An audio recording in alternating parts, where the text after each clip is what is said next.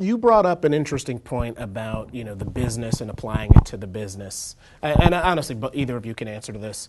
How important is the business or the line of business that you're trying to support with technology? How important are they to the decision-making process, and where do they get involved in this sort of journey from I've got an idea or a problem to we have found a solution?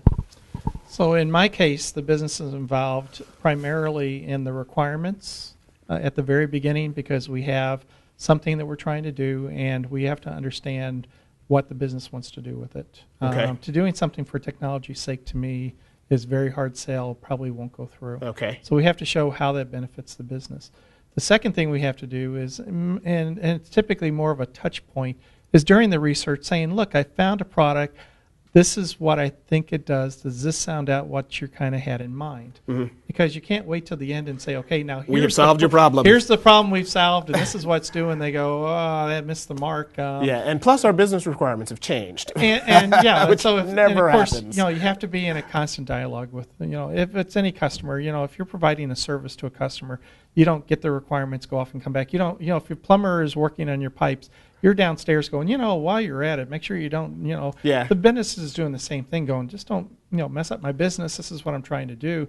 This is really what I'm trying to address. And so, you have to work in partnership with them, but do they need to be involved in every research you do, every vendor you touch? No, but you should have a periodic schedule of updates. Yeah. And make sure that they are communicated on, and through the whole trip, to make sure that they really understand what's going on. Okay, all right. It keeps them involved and also provides them to provide, they feel an ownership in the process as well. So they've got some skin in the game. Yes. Okay, all right.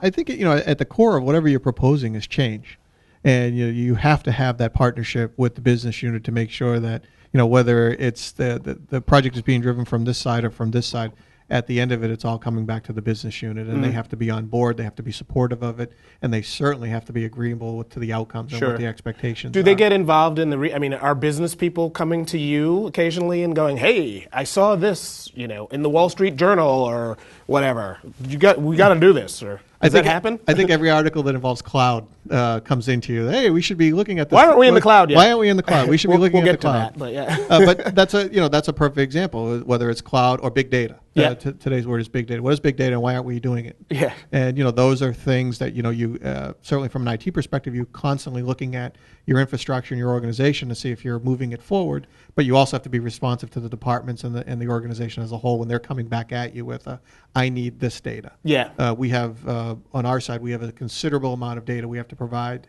as a school system as well, both to the state and to the federal level in terms of student achievement, outcome, those types of things. We're challenged with how we collect that data, aggregate it, keep it safe, secure, reliable. Yeah. And there's constantly a lot of evolution and flow in that marketplace to try to make sure you're staying compliant, but also making it easier to collect all of that. Yeah. Wow, I hadn't thought of that. The school system is part of your. and I don't want to get too much into it, but if you look at product lifecycle, the problem that you run into is that product introduction and product features always lag product desire.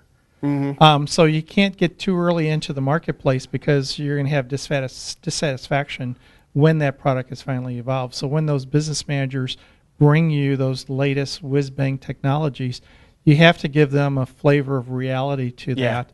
And you may, you don't necessarily say, no, we don't want to do that, but you may want to defer that along the maturity model until the point where you feel comfortable that you can deploy it and that they'll be comfortable and happy with the results of what comes out. Internally, we say that marketers are 18 to 24 months ahead of the market because whatever they're launching today, and we survey our audience all the time about, hey, what do you think about this new software-defined networking? And they're going, you know what? I'm thinking about it, but call me back in 2 years when I can see it working. Well, and since we're talking about marketing, one of the kind of the things that we have to be careful is that marketing as an industry, depending on the industry you look at, will develop a buzzword for the year. Oh, yeah. Whether it's cloud, whether it's big data, whether it's whatever their big terminology is that the market uses to sell. And typically that's 12 to 24 months ahead of what the market really can do. Yeah. So you got to temper that. And sometimes I go back and go, well, big data is not my big thing right now, which is what you're currently talking about. But whatever happened to that cloud stuff? I'm interested in that now. Yeah. And sometimes the marketing people forget their old materials, and Oh, they yeah. need to keep that fresh throughout their cycle so that we can pull those stuff back, because now we're 24 months in and now the cloud stuff's important Yeah. to us, but they're onto big data. So